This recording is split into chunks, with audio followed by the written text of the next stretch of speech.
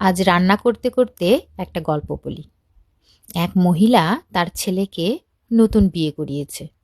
বিয়ের কিছুদিন পরে মহিলা বলছে, এত সাধ করে ছেলে বিয়ে করালাম, কিন্তু মনের মতো বউ পেলাম না।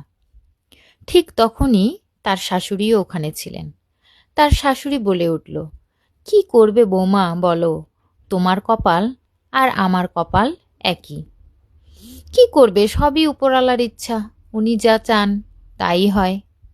আসলে আমি একটা জিনিস বুঝতে পারি না, এখানে সমস্যা কি বৌমার নাকি শাশুড়ির, নাকি বউ থেকে শাশুড়ি হওয়ার পরে মানুষের মেন্টালিটি চেঞ্জ হয়ে যায়। আসলে আমারও কি তাই হবে? আমি ঠিক এটাই বুঝতে পারি না।